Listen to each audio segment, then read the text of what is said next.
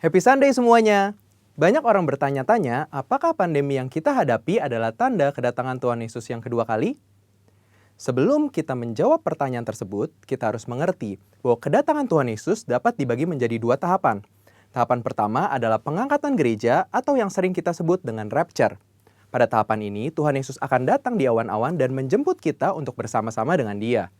Tahapan kedua adalah penampakan Kristus. Pada tahapan ini, Tuhan Yesus beserta orang-orang kudusnya akan mengalahkan antikristus di dalam perang Harmagedon, lalu mendirikan kerajaan 1000 tahun damai. Kita mempercayai bahwa pengangkatan gereja terjadi sebelum masa aniaya atau masa antikristus. Sehingga pertanyaannya adalah, apakah pandemi seperti COVID-19 saat ini dapat dikatakan sebagai tanda bahwa pengangkatan gereja atau rapture sudah dekat? Dalam Matius 24 ayat 4-12, Tuhan Yesus memberitahu murid-muridnya mengenai tanda-tanda yang akan terjadi menjelang kedatangannya yang kedua kali, yaitu yang pertama, goncangan-goncangan terhadap orang percaya. Yang kedua, goncangan-goncangan terhadap semua orang di bumi. Dan yang terakhir, pemberitaan Injil di seluruh dunia. Nah, yang perlu kita perhatikan adalah pada Lukas 21 ayat yang ke-11, Tuhan Yesus memberikan tanda-tanda yang dapat dirasakan oleh semua orang. Dan akan terjadi gempa bumi yang dahsyat. Di berbagai tempat akan ada penyakit sampar dan kelaparan, dan akan terjadi juga tanda-tanda yang mengejutkan dan tanda-tanda yang dahsyat dari langit. Tanda-tanda yang Tuhan ungkapkan adalah kejadian yang harus terjadi, karena itu adalah bagian dari rencananya. Dan tanda-tanda ini akan terjadi berulang-ulang di dalam sejarah manusia sebelum kedatangan Tuhan Yesus. Kita telah melihat banyak goncangan terjadi terhadap orang percaya. Banyak orang Kristen dianiaya karena percaya kepada Tuhan Yesus. Goncangan-goncangan juga terjadi kepada semua orang di bumi, seperti bencana alam, krisis ekonomi, bahkan merebaknya sakit penyakit. Efek dari goncangan-goncangan ini adalah meluasnya pemberitaan Injil, karena orang semakin mencari Tuhan di tengah penderitaan. Dan goncangan juga mendorong kita untuk segera melakukan apa yang Tuhan perintahkan, khususnya amanat agung.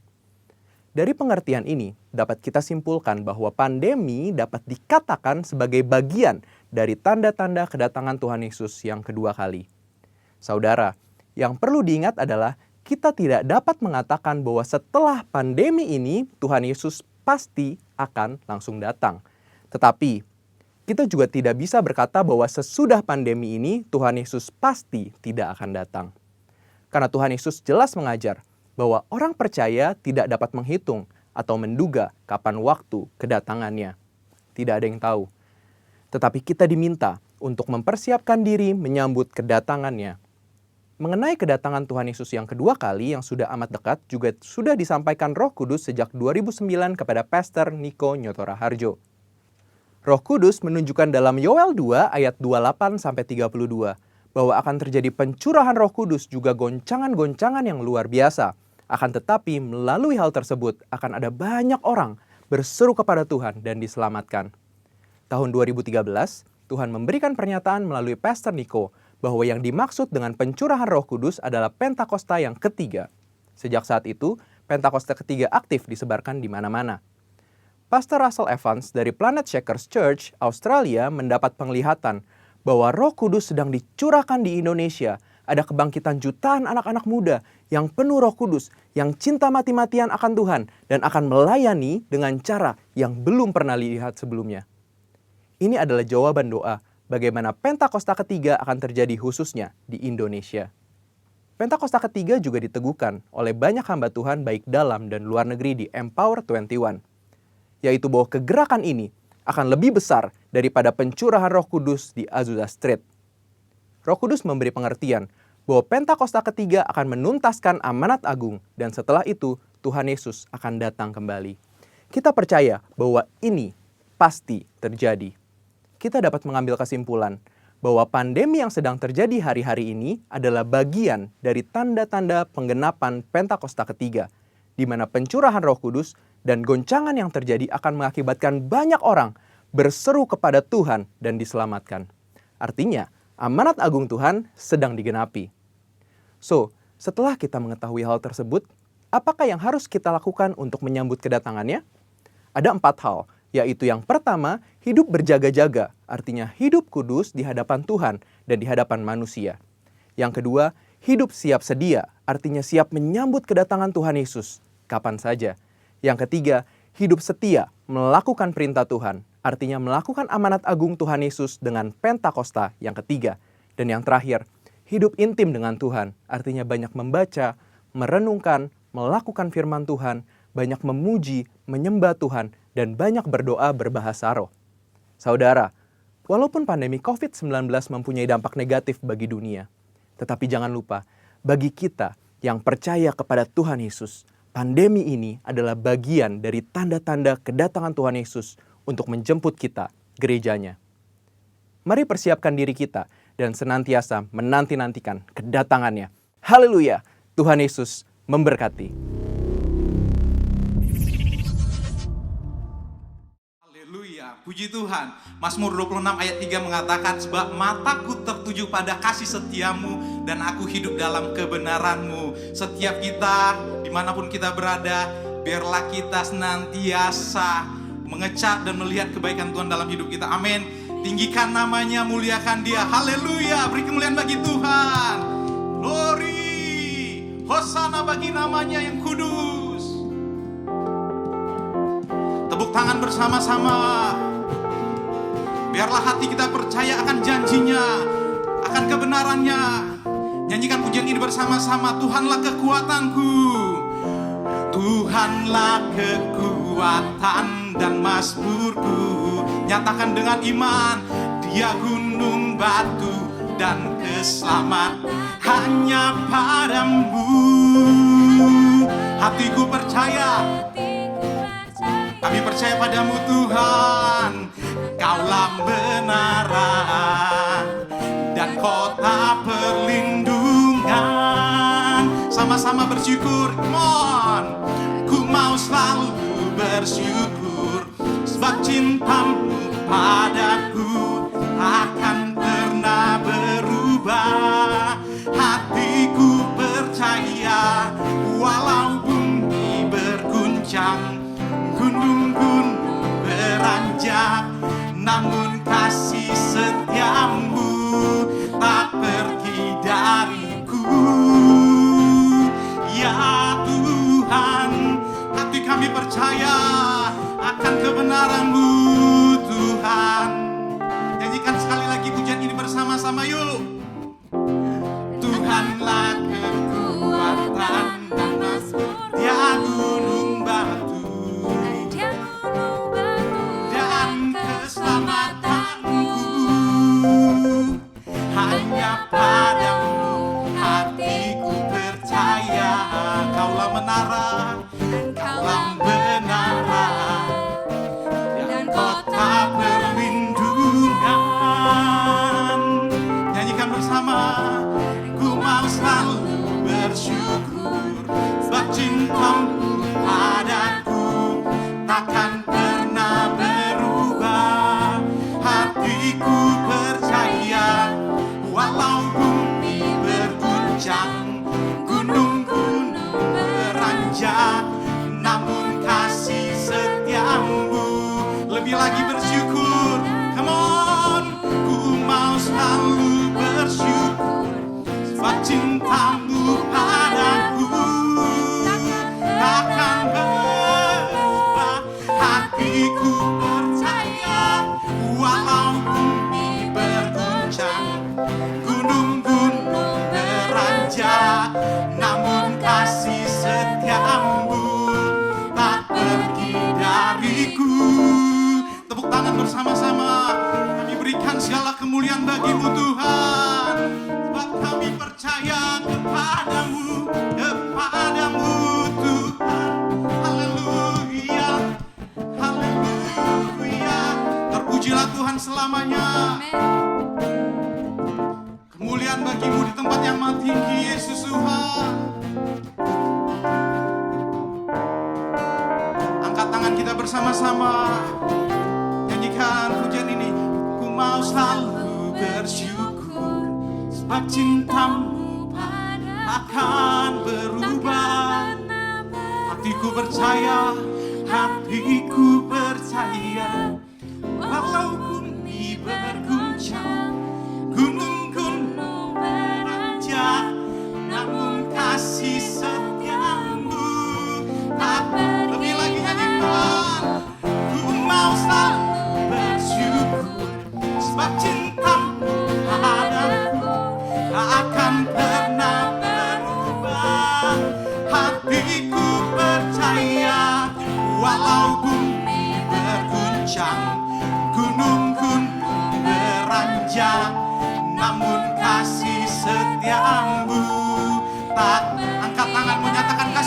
setiamu, kasih setiamu, kasih setiamu ya Tuhan, kasih setiamu tak pergi dariku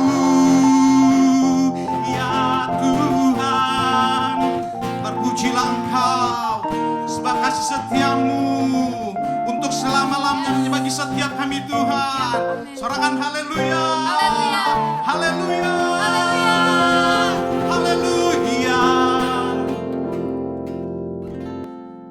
Kami bersyukur buat kasih setiamu yang tidak pernah berkesudahan dalam hidup kami Tuhan. Terima kasih Tuhan. Kan saat kami mengingat dan menguduskan hari Sabat-Mu Tuhan, kami menanti-nantikan-Mu Tuhan. Kami bawa sembah kami bagi-Mu Tuhan. Segenap hati kami, segenap jiwa kami, kekuatan kami Tuhan. Ini pujian kami Tuhan, ini nyanyian hati kami Tuhan. Kami nyanyikan bagi-Mu Tuhan. Saat ku tak melihat jalan-Mu, saat ku tak mengerti rencana-Mu, namun tetap ku pegang janji-Mu, pengharapanku hanya Padamu.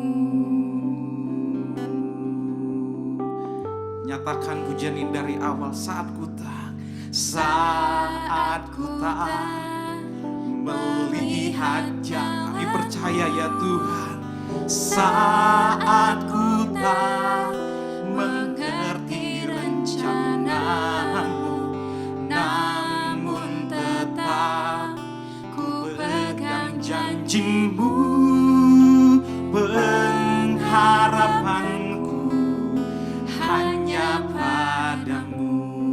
Nyatakan hatiku percaya,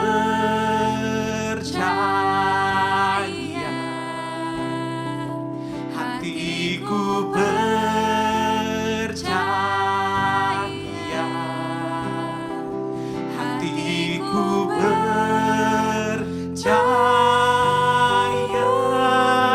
selalu ku percaya.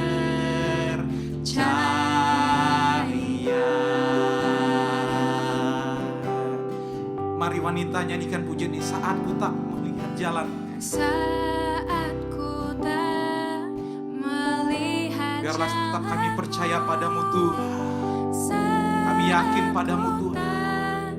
mengerti Mari gantian yang pria nyanyikan. Namun ku pegang janji-Mu, pengharapanku hanya Padamu. Sama-sama nyanyikan. Hatiku percaya, hatiku percaya, kami percaya, kami percaya, hatiku percaya, selalu ku lebih lagi nyatakan. Hatiku percaya, hatiku percaya,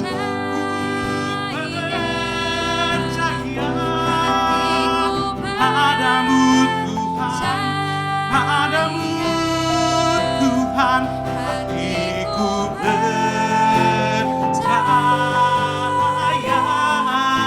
selalu ku come on sing. Lord, I will trust in you. Lord, I will trust in, Lord, I will trust in you. Trust in you. Lord, I will trust in you. My heart will trust. Come on, more sing. Lord,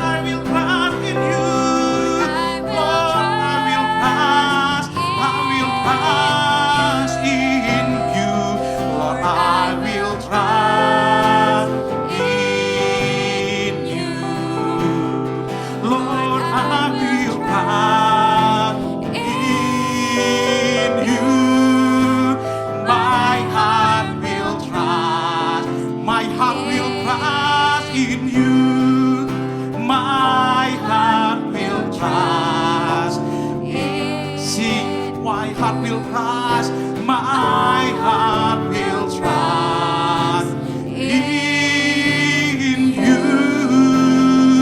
My heart trusts in you, Lord, because we believe in you, Lord God. We'll trust in you, Jesus.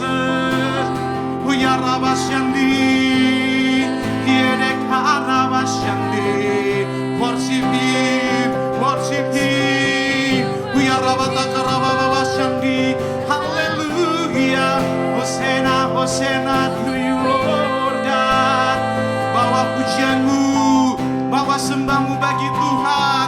Sebab Tuhan yang layak ditinggikan, Tuhan yang layak dimuliakan selamanya, selamanya. Hati yang memuji, hati yang menyembah, hati yang senang bermasmur bagi Tuhan. Biarlah setiap kita miliki, biarlah setiap kita punya, sebab kita mau menyukakan hati Tuhan melalui pengagungan, melalui suara nyanyian kita yang kita berikan, yang kita naikkan bagi namanya yang kudus. Hoya rabasyandi, haleluya. Besar dan ajaib Kau Tuhan, perkasa mulia, sebab Dia layak, Dia layak, Dia layak ditinggikan. Dialah kekuatan kita, Dialah kehidupan bagi setiap kita. Huya rabataka rabasyandi, huya rabataka rabasyandi. Bangkitkan rohmu, huya rabataka rabasyandi, rabasyandi, ya rababase, huya rabataka rabasyandi, huya rabataka rabasyandi. Percaya saja, percaya saja, percaya saja hanya kepada Tuhan. Huya rabasyanda rabasyandi, haleluya, haleluya. Kami bersyukur Tuhan, perjumpaan dengan-Mu Tuhan kami alami. Dimanapun kami berada Tuhan, dimanapun kami berada Engkau menjamah kami. Kuasa-Mu Tuhan yang tak terbatas ruang dan waktu bekerja atas setiap kami yang memuji menyembah-Mu Tuhan. Saat kami menyembah, kuasa Tuhan bekerja. Ini iman kami, ini kepercayaan kami Tuhan. Haleluya. Ku percaya janji-Mu ajaib, nyatakan terukir dalam kehidupanku. Ku berserah di dalam kekuatan-Mu Tuhan, kekuatan-Mu hanya Kau, segalanya bagiku. Ku percaya, ku percaya janji-Mu Tuhan, janji-Mu ajaib, terukir dalam kehidupanku. Berserah di dalam kekuatan-Mu. Lebih lagi nyatakan, ku percaya, ku percaya janji-Mu ajaib. Angkat suaramu, angkat tanganmu, nyatakan, ku berserah, berserah di dalam kekuatan-Mu ya Tuhan. Hanya Kau, segalanya bagiku. Ku percaya janji-Mu ajaib, terukir dalam kehidupanku. Ku berserah, berserah di dalam kekuatan-Mu.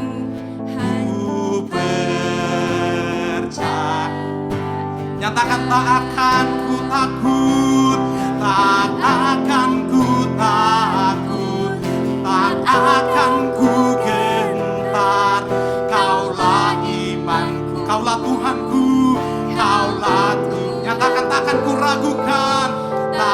takkan ku ragukan kebaikanmu di hidupku. Nyatakan ku percaya janjimu ajaib terukir dalam kehidupanku. Ku berserah di dalam kekuatanmu, hanya Kau segalanya. Kami percaya ya Tuhan, ku percaya janjimu, janjimu ajaib terukir dalam kehidupanku.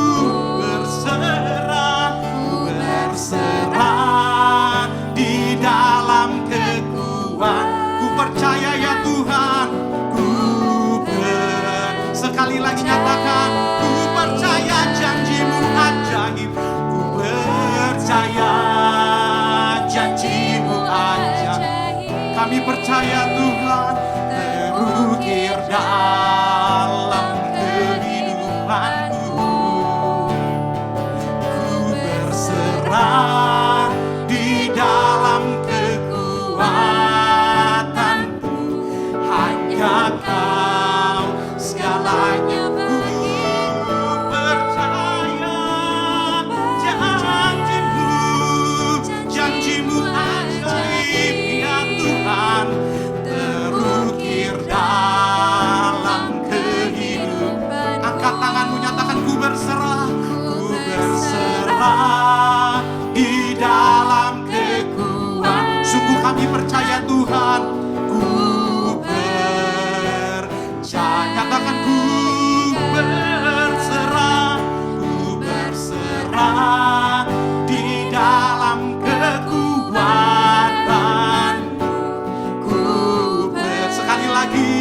Sekali lagi nyatakan dengan iman, ku berserah di dalam kekuatan. Ku percaya,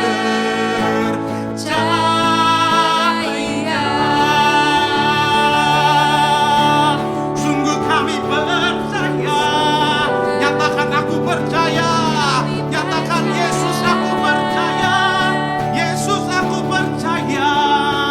Kami percaya padamu Tuhan, dan kami berserah. Buka tanganmu sekali lagi, sembah Dia, surrender. Huya rabas yang berserah kepada Yesus Tuhan. Sebab Kau mengandalkan Dia dalam hidupmu, sebab Kau tergantung pada Tuhan yang menjadi segalanya. Haleluya, haleluya, haleluya. Huya rabas yang haleluya. Pujilah Kau Tuhan selamanya.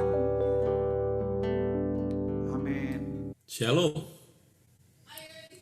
Shalom semua jemaat yang dikasihi Tuhan. Apa kabar semuanya? Senang jumpa lagi di hari Minggu ini. Tuhan Yesus baik, Tuhan Yesus luar biasa. Bapak Ibu saudara sekalian, hari ini adalah hari yang berbahagia buat para bapak-bapak. Siapa di sini yang bapak-bapak boleh lambaikan tangan? Siapa yang merasa bapak-bapak? Lambaikan tangannya. Ada yang belum menikah tapi punya anak rohani, itu juga bapak-bapak, boleh lambaikan tangannya. Gembala-gembala kul otomatis juga adalah bapak-bapak rohani bagi domba-domba yang dipercaya, ibu-ibu rohani bagi orang-orang yang dipercaya oleh Tuhan. Puji Tuhan, hari ini kita jumpa lagi dalam ibadah kita online Zoom. Ini ditayangkan live di YouTube, cuman masih unlisted, jadi kalau ada kekurangan-kekurangan nanti saya akan perlengkapi. Hari ini saya mau sharing firman Tuhan mengenai hal yang selalu menjadi bagian daripada hubungan antara kita dengan Bapa. Saya copot dulu karena feedback buat saya ini. Ups, maaf. Bentar ya. Saya mau sharing slide-nya.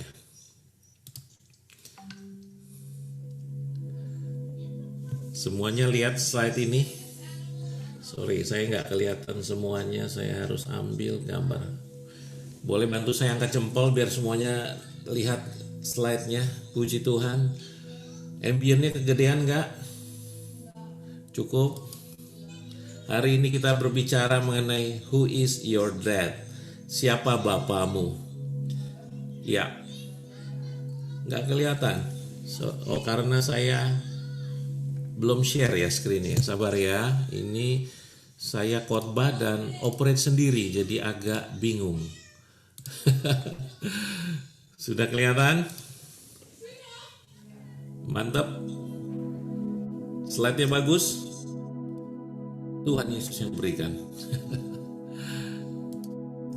Kelihatan ya? Judulnya hari ini yang saya ingin sampaikan adalah Who is your dad? Siapa bapamu? Atau siapa ayahmu? Tentu saja kita semua yang lahir di sini lahir dari benih seorang ayah. Katakan amin. Tanpa benih seorang ayah, kita nggak ada di bumi ini. Hanya benih ibu saja tidak melahirkan kita. Tapi ada benih sang ayah yang membuat kita hadir di permukaan bumi ini. Jadi kita sangat perlu dan penting sekali mengetahui siapa ayah kita. Terutama secara spiritual, siapa bapa kita.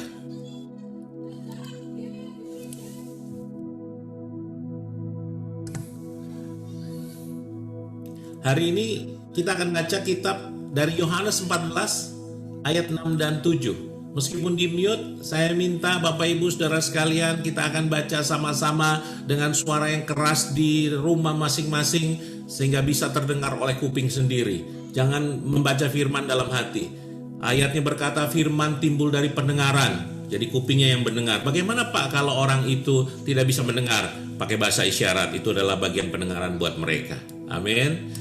Mari kita baca firman-Nya 3, 2, 1. Kata Yesus kepadanya, Akulah jalan dan kebenaran dan hidup. Tidak ada seorang pun yang datang kepada Bapa kalau tidak melalui aku. Sekiranya kamu mengenal aku, pasti kamu juga mengenal Bapakku. Ada dua yang saya highlight dengan merah. Tidak ada seorang pun yang datang kepada Bapa. Sekiranya kamu mengenal aku, pasti kamu juga mengenal Bapakku. Sekarang ini kamu mengenal dia dan kamu melihat dia. Demikian firman Tuhan. Itu dianya adalah Yesus sendiri. Amin. Jadi ketika kita melihat siapa sosok Bapa di surga adalah Yesus Tuhan kita. Yesus membawa kita mengenal Bapa. Amin. Katakan amin bahwa Yesus mengenal kita, membawa kita mengenal akan Bapa. Gambaran Bapa. Banyak gambaran Bapa yang bisa ada di benak kita semua dari kehidupan. Tadi saya bilang, Bapa kita kalau kita di bumi ini maka Bapa kita adalah Bapa jasmani. Seperti apa dia gambarannya? Banyak gambaran-gambaran Bapa. Nggak semua orang gambaran Bapanya sama. Nggak semua orang melihat sosok Bapa fisikalnya sama dengan sosok Bapa lain dari rumah tangga orang lain dan sebagainya. Pertanyaannya, seperti apakah ia? Satu, bisa apakah sama seperti Bapa jasmani kita? Bapak Ibu boleh jawab sendiri di dalam hati ya. Yang kedua, apakah Bapa di surga sama seperti Bapa rohani kita? Seperti pendeta kita di gereja? Seperti gembala kul kita di gereja, di tempat kul kita, komsel kita? Apakah demikian gambaran Bapa? Atau Bapa itu sama seperti semua laki-laki yang ada dalam kehidupan kita? Wah, ini serem sekali nih kalau yang nomor 3 ya. Sama nomor 1. Kalau nomor 2, ya karena mereka Bapa rohani harusnya mirip-mirip. Karakternya serupa dengan gambar Kristus. Tapi nomor 1 dan nomor 3, yang kalau belum hidup dalam Tuhan ini akan seram sekali. Ini yang akan menimbulkan image seorang sosok bapa yang kita gambarkan atau mungkin kita bayangkan bapa itu seperti itu. Ketika kita mengalami suatu kondisi lingkungan hidup di mana ada bapa yang menaungi kehidupan kita, merupakan bapa-bapa yang dirusak gambarnya oleh iblis. Gambar bapa dirusak oleh iblis. Iblis telah merusak hubungan dan gambar bapa. Mohon maaf gambarnya agak serem, karena saya ingin menggambarkan situasi iblis itu serem. Jangan main-main sama iblis. Tapi kita juga nggak perlu takut sama iblis. Tapi kita nggak boleh bergaul sama iblis. Maka gambarnya cukup serem. Amin. Kesalahan citra yang didapat mengenai pribadi bapa. Kalau Anda mengenal bapa yang di rumah otoriter, yang kejam, galak, sewenang-wenang, suka menghukum, bahkan ada yang main fisik, begitu anaknya berbuat salah, dicabut ban pinggang, dipukulin, ada yang pakai rotan dan sebagainya. Itu sudah child abuse kategorinya. Tapi apakah itu nggak boleh? Nggak boleh. Tetapi apakah itu ada? Ada. Bapak Ibu Saudara sekalian, ini yang membentuk citra daripada sosok bapa yang otoriter di dalam kehidupan kita. Bapa yang tidak bisa dipercaya.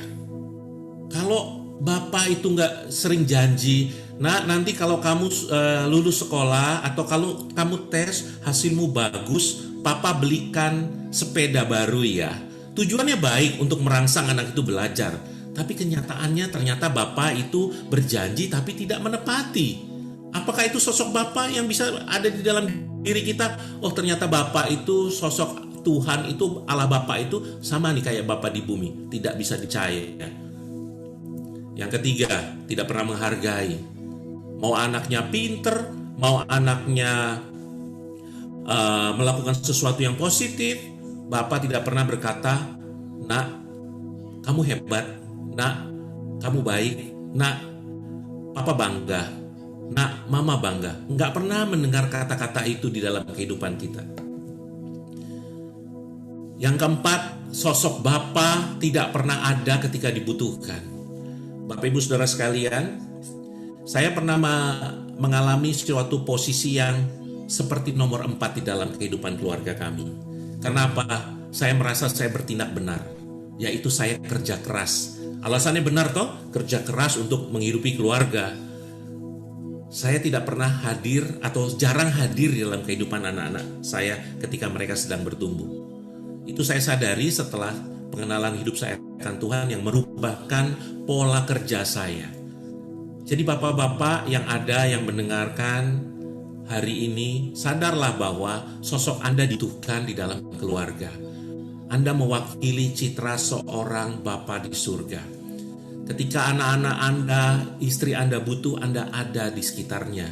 Sehingga mereka tahu bahwa kepada siapa mereka harus mencari pertolongan. Kepada siapa mereka harus mengadu ketika ada masalah. Yang kelima, kesalahan citra mengenai Bapa adalah seorang Bapa yang bersyarat.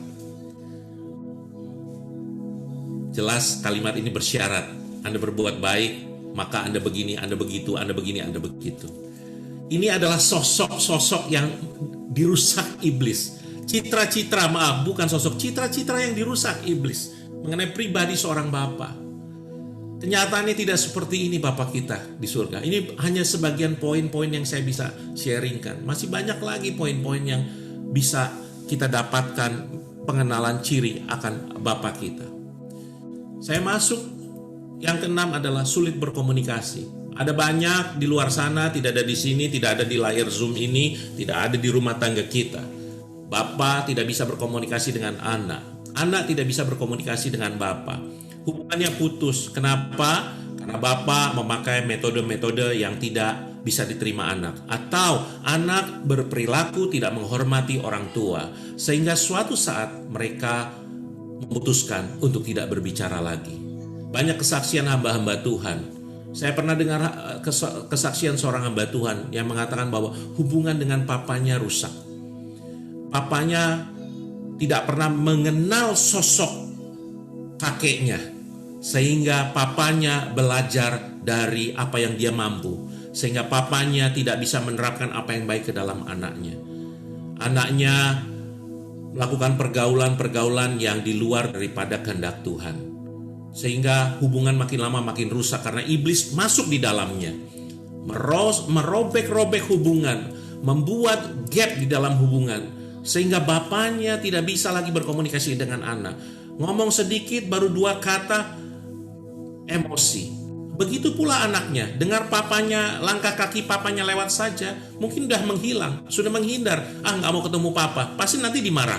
Nggak mau ketemu papa, pasti papa tanya ini dan tanya itu yang menuntut. Papa ini begini, papa itu begitu. Atau sebaliknya, ayah menghadapi seorang anak, yang anaknya juga nggak pernah mau dengar, anaknya nggak pernah mau tahu urusan keluarganya juga.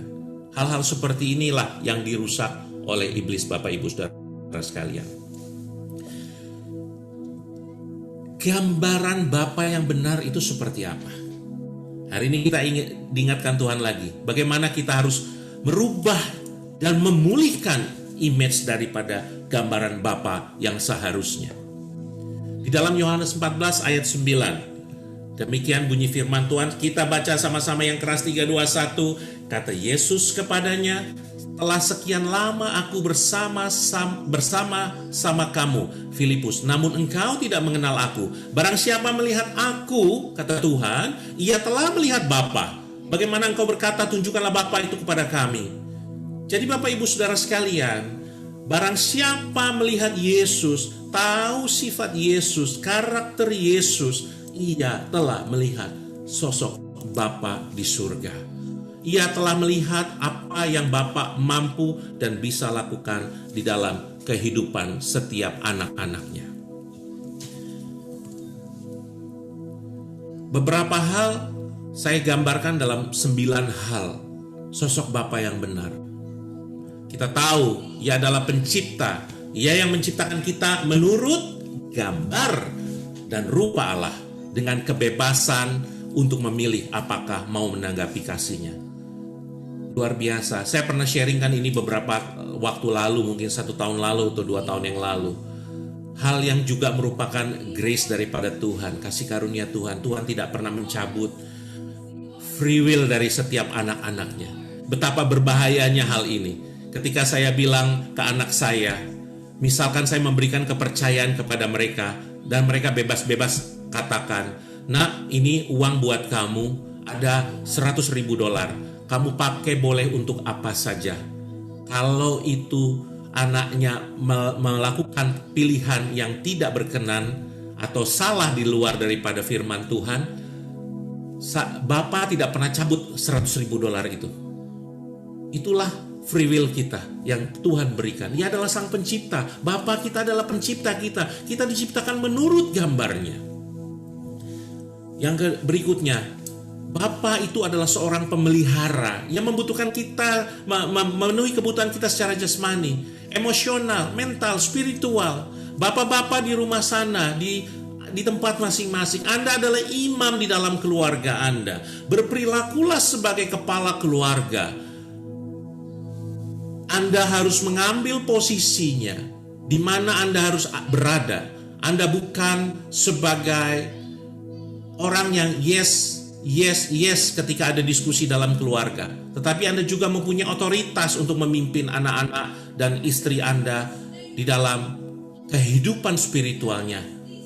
Jadi bapak-bapak, Anda juga adalah seorang pemelihara seperti Bapa kita di surga. Yang ketiga, Bapa adalah seorang sahabat. Bapa adalah penasehat. Hubungan kita dengan Bapa bukan seperti hubungan orang yang takut akan otoritas yang sangat tinggi, sangat luar biasa. Dialah pencipta, jauh hubungan dengan kita. Tidak, Bapa di surga rindu anak-anaknya menjadi sahabat. Rindu anak-anaknya untuk selalu berkomunikasi. Apa caranya berkomunikasi? Berdoa. Lakukan saat teduh Anda. Baca firman Tuhan setiap hari. Anda akan berhubungan dengan Bapa langsung. Anda akan connect langsung dengan Bapa di surga. Dimanapun Anda berada, ketika Anda membaca firman Tuhan, disitulah Bapamu yang di surga memberikan petunjuk di dalam kehidupan kamu. Jangan tinggalkan saat teduh saudara.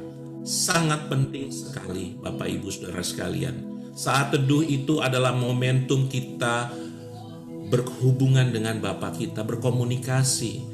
Bapa akan menjadi sahabat kita, menghibur kita. Banyak hal-hal yang kita lalui di dalam kehidupan ini, tapi Bapa menghibur kita lewat firman-Nya. Bapa memberikan nasihat. Jadi jangan tinggalkan saat teduh Anda. Ia adalah seorang pembetul atau korektor yang mengoreksi, mendisiplin kita kalau kita salah. Kita melakukan hal-hal yang di luar kehendak Bapa, pasti ada teguran bagi kita. Karena sudah ada Roh Kudus di dalam kita, yang pertama Roh Kudus akan berbicara itu salah. Yang kedua, guidance-nya jelas di dalam firman Tuhan. Apa yang benar dan apa yang salah. Kalau kita tidak pernah baca firman Tuhan, tidak pernah mau mendengarkan firman Tuhan, kita merasa tindakan kita sudah benar. Tindakan kita sudah seturut kehendak Allah. Namun kenyataannya jauh berbeda.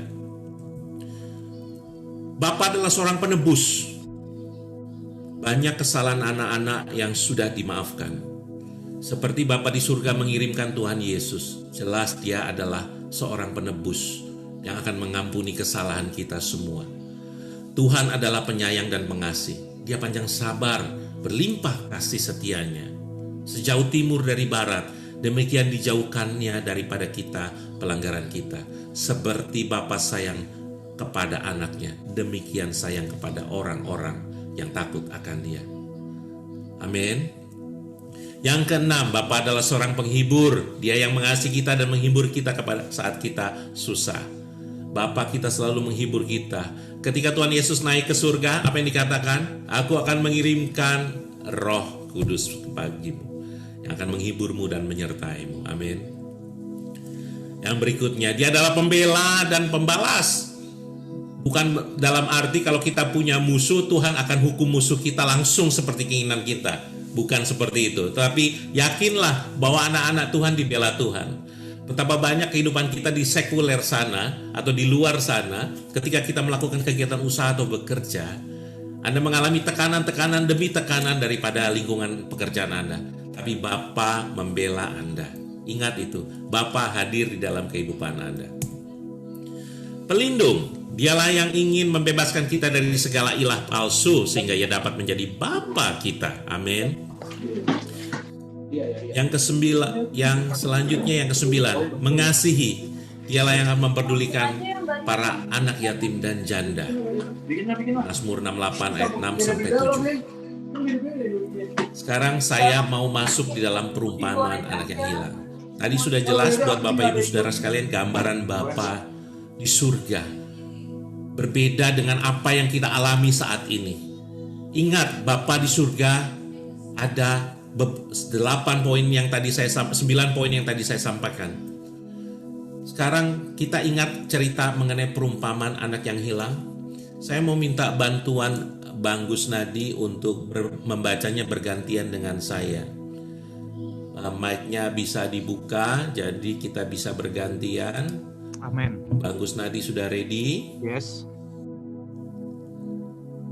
Shalom, Bang Gusnadi ready? Sorry, saya nggak kedengeran suaranya. Shalom. Sebentar ya, saya pakai kupingnya saya dulu. Shalom. Oh, kedengaran ya? Mantap. Soalnya saya nggak dengar suara yang ada nih karena feedback buat saya. Kita baca firman Tuhan. Saya akan bacakan ayat yang ganjil. Bang Gusnadi akan bacakan ayat yang genap.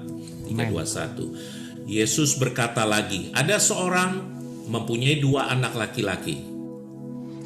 Kata yang bungsu kepada ayahnya, Bapa, berikanlah kepadaku bagian harta milik kita yang menjadi hakku.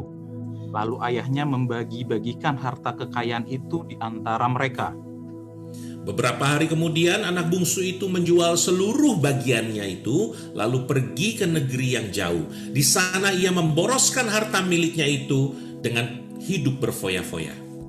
Setelah dihabiskannya semuanya, timbullah bencana kelaparan di dalam negeri itu, dan ia pun mulai melarat. Lalu ia pergi dan bekerja pada seorang majikan di negeri itu. Orang itu menyuruhnya ke ladang untuk menjaga babinya. Lalu ia ingin mengisi perutnya dengan ampas yang menjadi makanan babi itu, tetapi tidak seorang pun yang memberikannya kepadanya. Lalu ia menyadari keadaannya, betapa banyaknya orang upahan Bapakku yang berlimpah-limpah makanannya, tetapi aku di sini mati kelaparan. Aku akan bangkit dan pergi kepada Bapakku dan berkata kepadanya, Bapa, aku telah berdosa terhadap surga dan terhadap Bapa. Aku tidak layak lagi disebut anak Bapa, jadikanlah aku sebagai salah seorang upahan Bapa. Maka bangkitlah ia dan pergi kepada bapaknya. Ketika ia masih jauh, ayahnya telah melihatnya, lalu tergeraklah hatinya oleh belas kasihan. Ayahnya itu berlari mendapatkan dia, lalu merangkul dan menciumi dia. Kata anak itu kepadanya, Bapa, aku telah berdosa terhadap sorga dan terhadap Bapa. Aku tidak layak lagi disebut anak Bapa. Tetapi ayahnya itu berkata kepada hamba-hambanya, lekaslah, bawalah kemari jubah yang terbaik. Pakaikanlah itu kepadanya dan kenakanlah cincin pada jarinya dan sepatu pada kakinya. Dan ambillah anak lembu tambun itu, sembelihlah dia dan marilah kita makan dan bersuka cita. Sebab anakku ini telah mati dan menjadi hidup kembali. Ia telah hilang dan didapat kembali. Maka mulailah mereka bersukaria. Tetapi anak sulungnya berada di ladang, dan ketika ia pulang dan dekat ke rumah, ia mendengar bunyi seruling dan nyanyian tari-tarian. Lalu ia memanggil salah seorang hamba dan bertanya kepadanya, apa arti semuanya ini? Jawab hamba itu, adimu telah kembali, dan ayahmu telah menyembelih anak lembu tambun, karena ia mendapatkannya kembali dengan sehat. Maka marahlah anak sulung itu dan ia tidak mau masuk.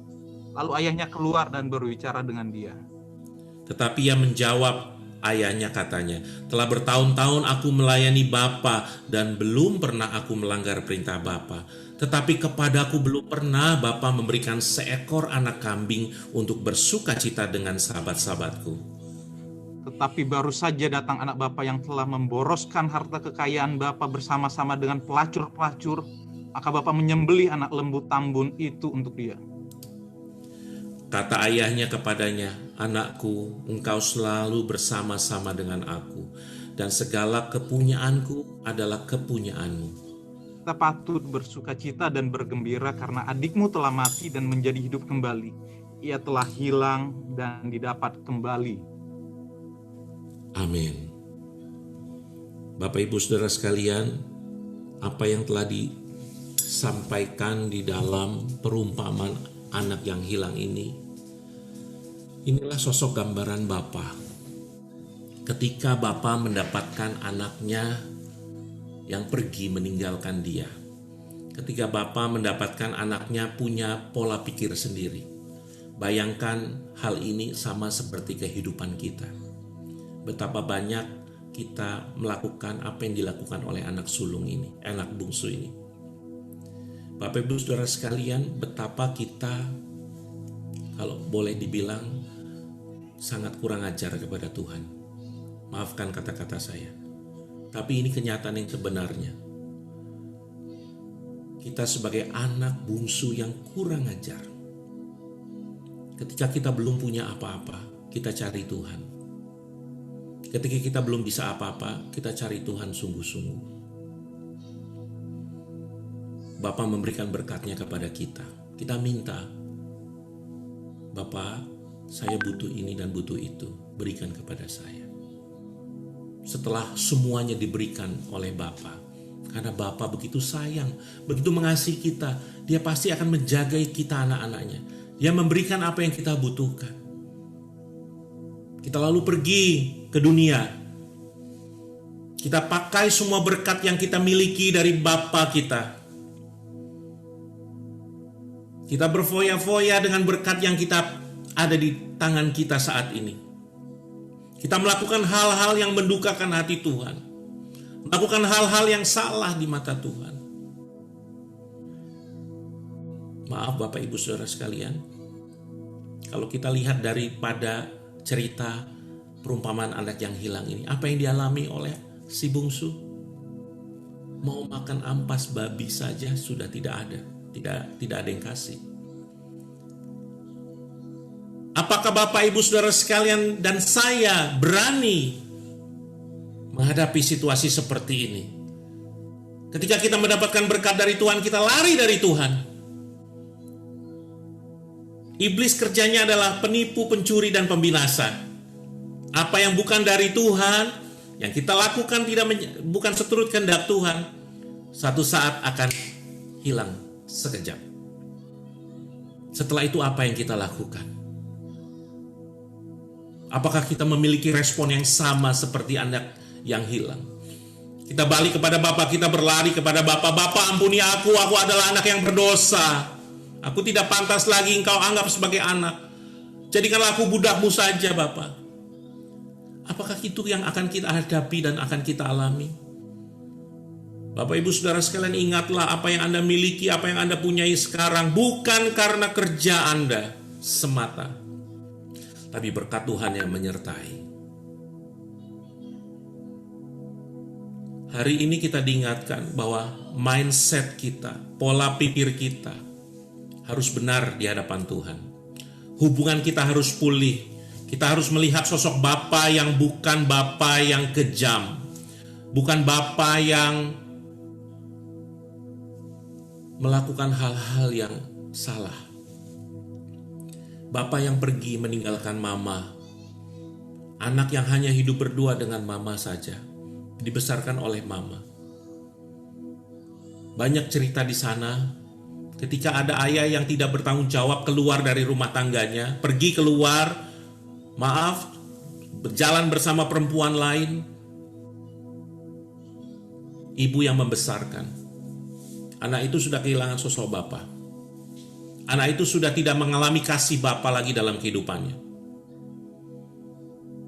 Dan banyak cerita yang mengatakan bahwa banyak anak yang broken home karena kehilangan sosok bapa. Banyak anak yang tidak hidup benar karena kehilangan sosok bapa.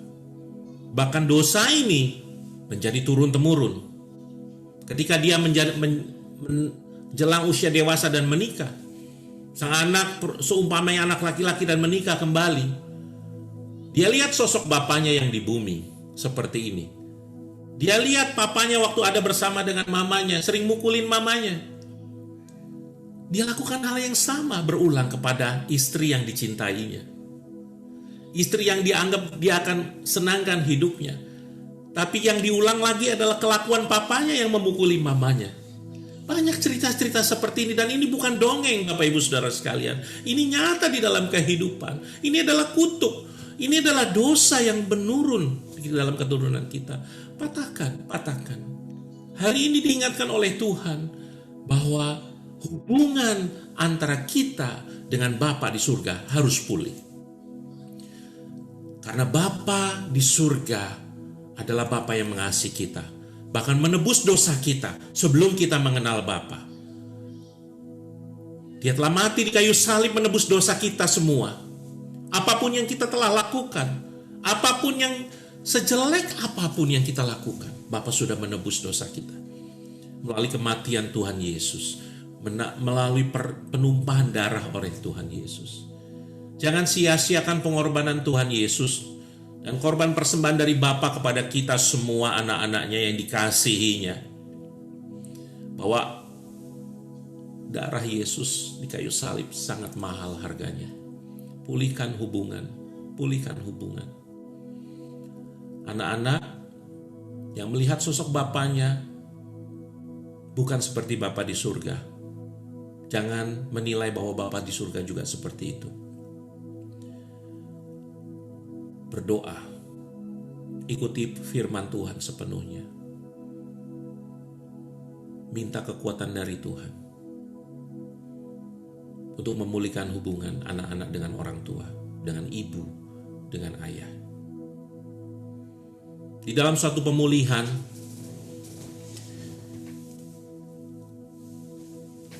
itu perlu proses. Sebagai ayat terakhir yang bisa saya share adalah dari Maliaki 3:4 ayat yang ke-6. Bukan secara kebetulan nama saya Elijah atau Elia. Ayat ini juga berbicara mengenai Elia.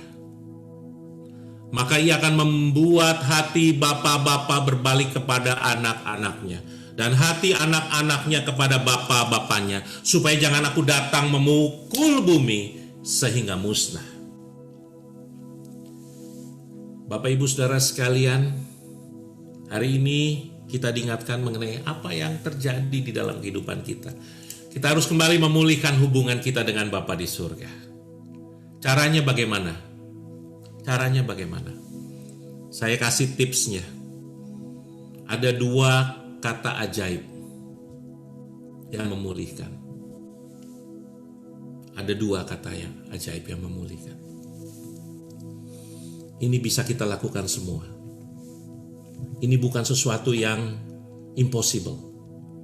Ini adalah sesuatu yang perlu kerendahan hati, perlu keterbukaan hati. Bahwa Anda tahu bahwa Anda harus melakukannya. Hai mama-mama kepada putra-putrinya, hai papa-papa kepada putra-putrinya, hai anak-anak kepada orang tuanya. Orang tua, papa mama pernah menjadi anak. Tapi anak belum pernah menjadi orang tua. Sekali lagi saya sampaikan. Papa mama pernah menjadi anak.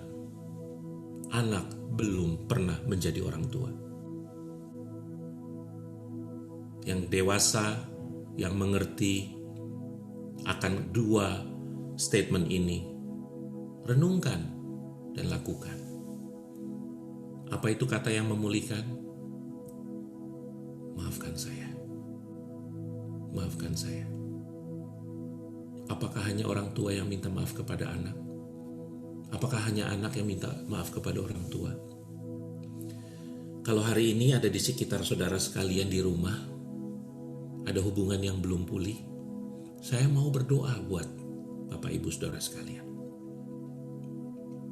Saya mau berdoa. Mari tundukkan kepala. Saya mewakili orang-orang tua kepada anak-anaknya. Nah, maafkan papa dan mama yang belum bisa mengerti pola kehidupan di zaman now. Nah, papa mama tidak pernah memiliki maksud dan tujuan untuk menyakiti hatimu. Papa mama masih banyak harus belajar menjadi orang tua. Papa mama juga belum pernah menjadi orang tua sebelumnya. Tapi ketika engkau lahir, papa mama belajar menjadi orang tuamu. Mendidikmu untuk membawamu kepada Tuhan. Ampuni papa mama. Izinkan saya mewakili anak-anak kepada orang tuanya. Papa mama, aku masih kecil, aku perlu banyak belajar. Ampuni aku papa mama, ketika aku gak bisa menghormati papa mama. Ketika aku berkata keras kepada papa mama. Ketika aku mengeluarkan nada tinggi kepada papa mama. Maafkan saya papa mama. Pulihkan. Bapa Surgawi, terima kasih untuk firman-Mu pada pagi hari ini. Segala sesuatu datangnya daripadamu dan kembali kepadamu untuk kemuliaan-Mu Tuhan. Terima kasih untuk pemberitaan firman Tuhan yang mengabarkan mengenai pemulihan hati Bapa. Hubungan harus pulih. Seperti kami ingin hubungan kami dipulihkan sepenuhnya. Kami telah dibenarkan oleh penebusan Yesus. Kami bisa datang kepada Bapa karena Yesus. Kami mau lebih mengenal Bapa di dalam kehidupan kami sebagai anak-anaknya. Terima kasih Tuhan Yesus, urapi kami semua. Tambah-tambahkan yang daripadamu melalui Roh Kudus. Beritakan firman ini. Berikan rema Tuhan. Terima kasih Bapa. Hanya di dalam nama Tuhan Yesus kami semua mengucap syukur. Haleluya, amin.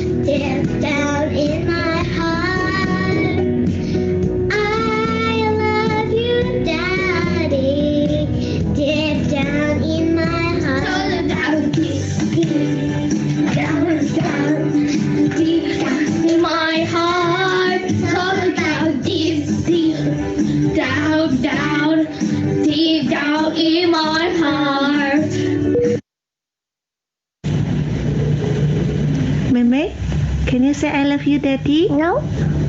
Please? Meme?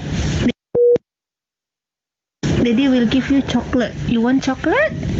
But then say, I love you, Daddy. Oh, Daddy. Can you say one more time? Look at Mommy. Say, I love you, Daddy. Loud. Hey, say, I love you, Daddy. Say, I love you, Daddy. Oh, Daddy. I love you, Papa. I love you, Daddy. Father's Day. I love you, Daddy. Happy Father's Day, Daddy. Let's say Happy Father's Day, Daddy. Happy Father's Day, Daddy. Happy Day, Daddy. Happy Father's Day.